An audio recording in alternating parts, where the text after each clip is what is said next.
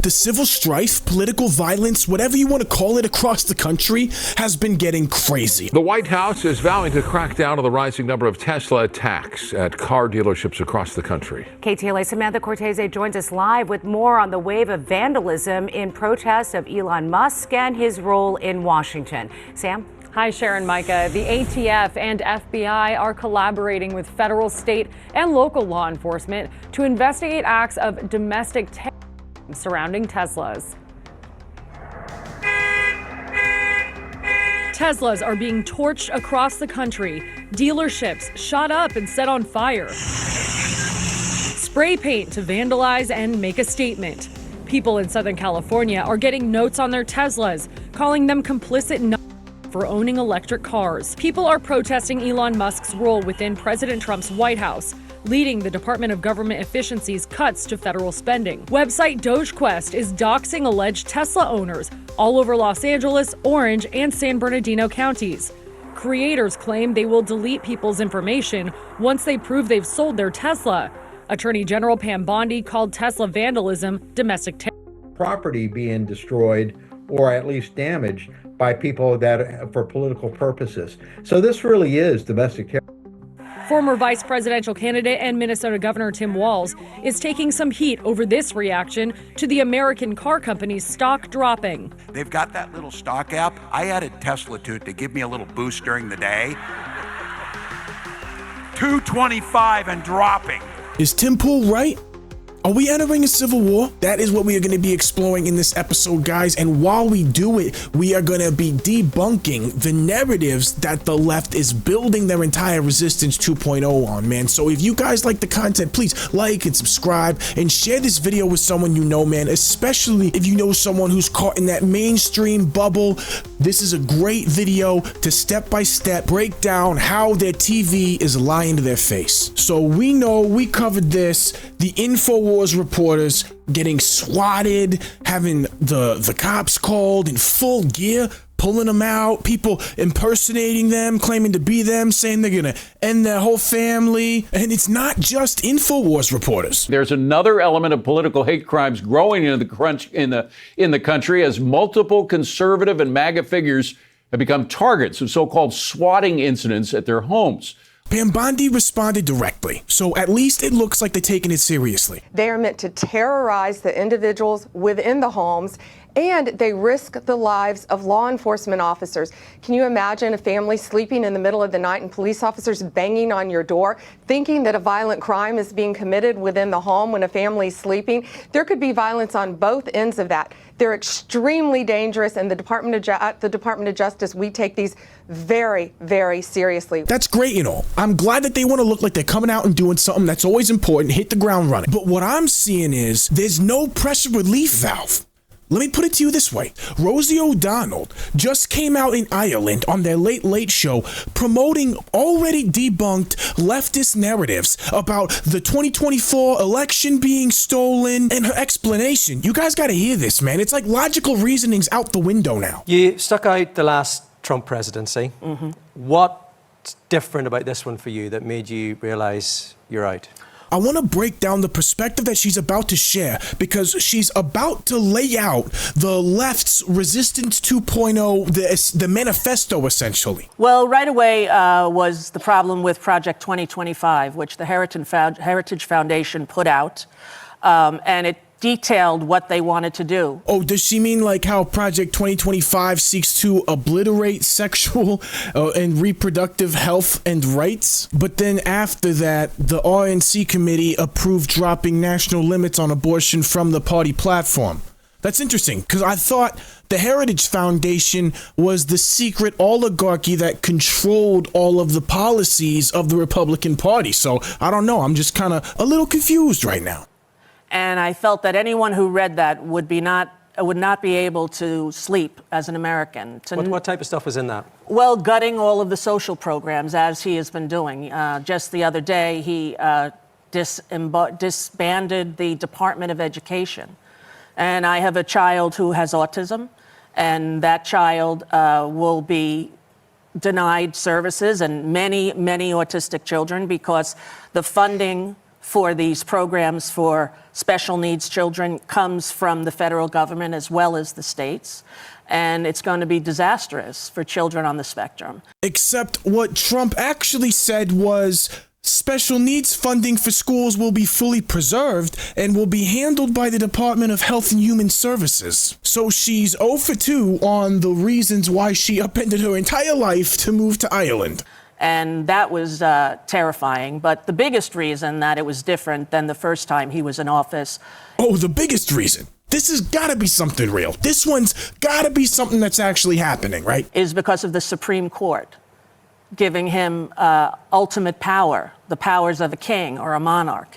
Except not at all. That's not at all what the Supreme Court ruled. That entire ruling remanded it back to the lower courts after creating a framework for deciding whether or not the president was engaging in an official act. They defined what an official act was, and they created a framework that the lower courts can use to determine whether or not the president was engaging in an official act. That is what this Supreme Court decision was all about. They never said that a president is just immune from prosecution. This is an article of mine on itschromo.com titled "There Are No Kings." Check it out if you'd like, guys. And that's not what the United States is all about.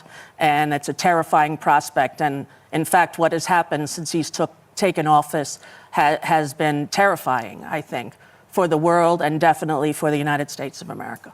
And you might think, yo, she's in Ireland right now. This is harmless. She's mouthing off and nobody's listening. She has no power, except she does, man. These are the ideas that are gaining traction right now on the left. You know, a lot of people did vote for him. Yes. Do you accept their right to do that and their opinion of him? Well, I respect their right to do that. I question why the first time in American history a president has won every swing state and is also best friends, and his largest donor was a man who owns and runs the internet. Owns and runs the internet. Are you joking? This is brain dead. This is smooth brain logic here right now. And I'm telling you, with this constant messaging, people have no idea what networking architecture even looks like. Or people have no idea that servers that comprise internet websites are largely independently owned or leased by all types of different people. I'm telling you right now that the types of NPCs that we are generally frustrated by, the types of people whose brains are constantly caught in sleep-like delta waves because they're droning out on the TV or doom scrolling on their phone all the time. They're hearing that stuff, and for some reason it's clicking with them. They're thinking Elon Musk owns Starlink. He owns the internet. So I would hope that that would be investigated and that we would see whether or not it was an anomaly or something else that happened on election night in America when Kamala Harris was filling up stadiums with people who supported her, and Donald Trump was not able to do that. Her recent so-called rally in New Hampshire saw about a dozen buses filled with people from Massachusetts. Why couldn't she get anyone from New Hampshire? So it's curious to me. And as an American and a believer in democracy, I would hope that we would be able to look at all of the reasons why this happened in our country. We hear her and it sounds ridiculous and we laugh, but people on the left totally buy into these narratives. Not only that, but it gives these NGOs excuses to start using the corporate money that they're getting to engage in grassroots movements. And so now Rosie O'Donnell and the media blitz that she's a part of are giving these OECD corporate controlled NGOs the excuse to begin their portion of the coordinated campaign, where it's going to be coming from the corporate influences and then it's going to be coming from the quote unquote grassroots influences that are controlled by NGOs that are in reality a part of the OECD as stakeholders, the Organization for Economic Cooperation and Development. This is where these transnational global initiatives are born. This is where the entire process, where we see the fake grassroots George Soros funded movements, and then all of a sudden, like literally within the same year, the corporations are like, oh no, we hear you. And now we got the corporations and the fake paid activists all pumping the same message. This is where all of that starts. So it starts with the messaging from the TV. These late night hosts giving tacit permission for these kind of activities, this low grade violence. And then that creates an other. And that normalized low grade violence results in stuff like this being seen as being okay in the cultural zeitgeist. Well, this is my style. I hope you enjoy the hat. Oh,